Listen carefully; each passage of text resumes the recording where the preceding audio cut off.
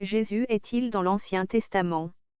Jésus apparaît souvent dans l'Ancien Testament, pas sous ce nom, et pas sous la même forme que dans le Nouveau Testament, mais il y est néanmoins présent.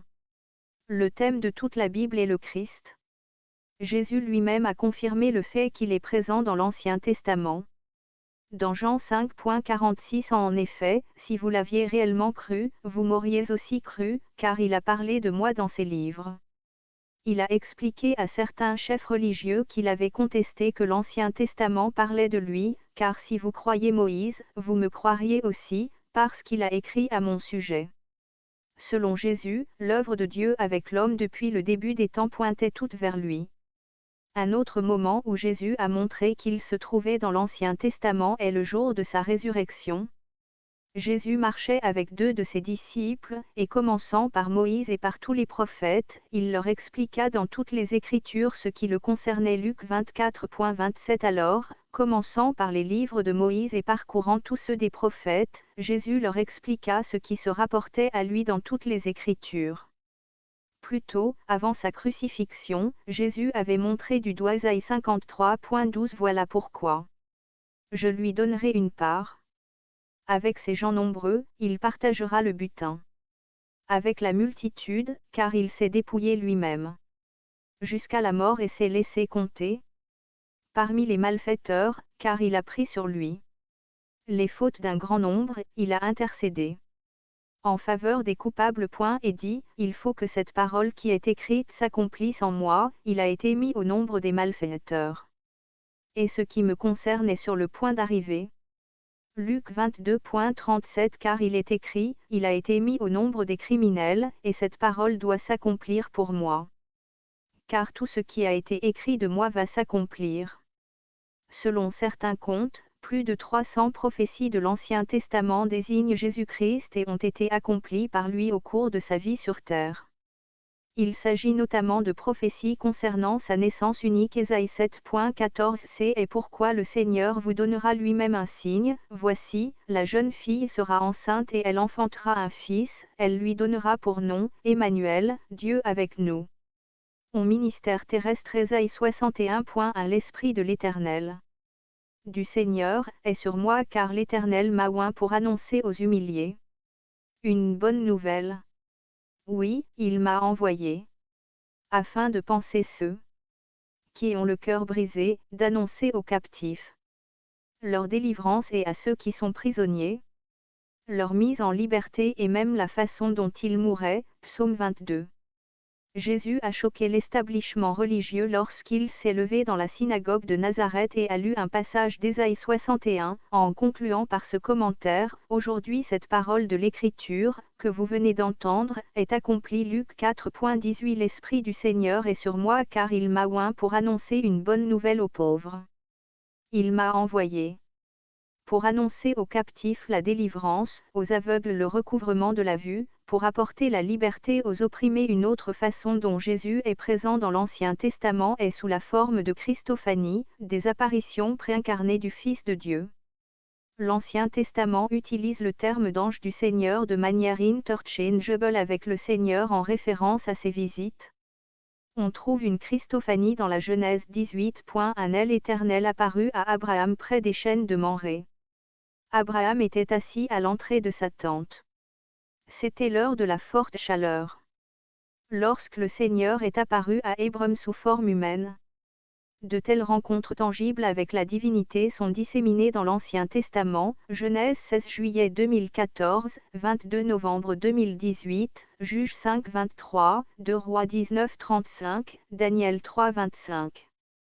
Mais il y a des façons encore plus profondes de trouver Jésus dans l'Ancien Testament. On les voit dans ce que nous appelons les types. Un type est une personne ou une chose dans l'Ancien Testament qui préfigure une personne ou une chose dans le Nouveau.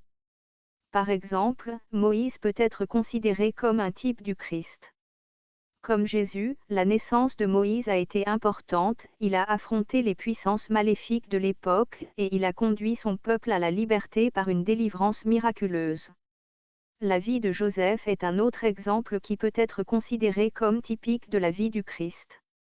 De nombreux événements historiques de l'Ancien Testament servent également de symbole de ce que Dieu fera dans le futur, par l'intermédiaire du Christ.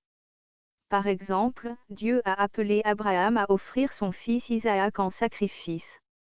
Abraham a prononcé ces paroles prophétiques en réponse à la question d'Isaac concernant un agneau. « Mon fils, Dieu se pourvoira lui-même de l'agneau pour l'Holocauste. » Genèse 22.8 Abraham répondit, « Mon fils, Dieu pourvoira lui-même à l'agneau pour l'Holocauste. » Et ils poursuivirent leur chemin tous deux ensemble. Dieu a effectivement fourni un bélier à la place d'Isaac, symbolisant ce qu'il ferait des milliers d'années plus tard sur cette même montagne, lorsque son propre fils a été offert en sacrifice à notre place. Matthieu 27.33 Ils arrivèrent à un endroit nommé Golgotha, c'est-à-dire, le lieu du crâne. Les événements entourant le sacrifice d'Isaac servent donc de type au sacrifice du Christ. Jésus a fait référence à un autre événement de l'histoire d'Israël comme une préfiguration de sa crucifixion. Dans le désert, le peuple suivant Moïse avait péché, et Dieu avait envoyé des serpents au milieu d'eux pour les mordre. Le peuple mourait et demandait de l'aide à Moïse. Dieu dit à Moïse de fabriquer un serpent en bronze et de le placer sur un poteau. Tous ceux qui le regarderaient seraient guéris. Nombre 21.4 Les Israélites quittèrent la montagne de Hor par la route de la mer des roseaux pour contourner le pays d'Édom. En cours de route, le peuple se découragea. Jésus a fait allusion à cet incident dans Jean 3.14 Dans le désert, Moïse a élevé sur un poteau le serpent de bronze. De la même manière, le Fils de l'homme doit, lui aussi, être élevé et comme Moïse éleva le serpent dans le désert, il faut de même que le Fils de l'homme soit élevé, afin que quiconque croit en lui ait la vie éternelle. La conception de Dieu pour le tabernacle est une autre façon dont Jésus est présent dans l'Ancien Testament. L'autel dans la cour symbolise la nécessité du sacrifice de Jésus pour expier notre péché. La cuve d'airain montre que Jésus fournit l'eau de la vie. Jean 4.14 Mais celui qui boira de l'eau que je lui donnerai n'aura plus jamais soif. Bien plus, l'eau que je lui donnerai deviendra en lui une source intarissable qui jaillira jusque dans la vie éternelle. À l'intérieur du lieu saint, le chandelier évoque Jésus comme la lumière du monde. Jean 9.5 Aussi longtemps que je suis encore dans le monde, je suis la lumière du monde. La table des pains de proposition représente Jésus comme le pain de la vie. Jean 6.35 Et Jésus répondit, Moi, je suis le pain qui donne la vie. Celui qui vient à moi n'aura plus jamais faim, celui qui croit en moi n'aura plus jamais soif. Dans l'autel des parfums, on voit Jésus comme notre intercesseur céleste, offrant continuellement des prières pour nous. Romains 8.34 Qui les condamnera. Christ est mort, bien plus, il est ressuscité. Il est à la droite de Dieu et il intercède pour nous. Hébreux 7.25 Voilà pourquoi il est en mesure de sauver parfaitement ceux qui s'approchent de Dieu par lui, puisqu'il est toujours vivant pour intercéder en leur faveur auprès de Dieu. Selon Hébreux 10.20 Il nous en a ouvert le chemin, un chemin nouveau et vivant à travers le rideau du sanctuaire, c'est-à-dire à travers son propre corps. Voile devant l'arche de l'Alliance est une image de la chair humaine de Jésus. Le Fils de Dieu n'est pas seulement dans le Nouveau Testament, Jésus est aussi dans l'Ancien Testament. Jésus est le Messie promis par Dieu. Depuis sa naissance virginale à Bethléem. Ésaïe 7.14 C'est pourquoi le Seigneur vous donnera lui-même un signe, voici, la jeune fille sera enceinte et elle enfantera un fils, elle lui donnera pour nom, Emmanuel, Dieu avec nous.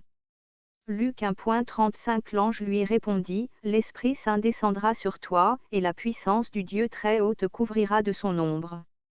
C'est pourquoi le saint enfant qui naîtra de toi sera appelé Fils de Dieu. Michée 5.2 C'est pourquoi l'Éternel livrera à d'autres son peuple jusqu'au moment où celle qui doit enfanter enfantera, alors le reste de ses frères rejoindra les Israélites. En passant par son séjour en Égypte. Osée 11.1 Quand Israël était enfant, je l'ai aimé, alors j'ai appelé mon fils à sortir de l'Égypte. Matthieu 2.14 Joseph se leva donc, emmena l'enfant et sa mère, de nuit, pour se réfugier en Égypte.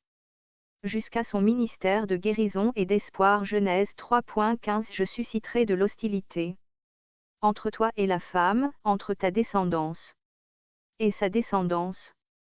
Celle-ci t'écrasera la tête, et tu lui mordras le talon. 1 Jean 3.8 Celui qui commet le péché est du diable, car le diable pêche dès le commencement. Or, le Fils de Dieu est précisément apparu pour détruire les œuvres du diable.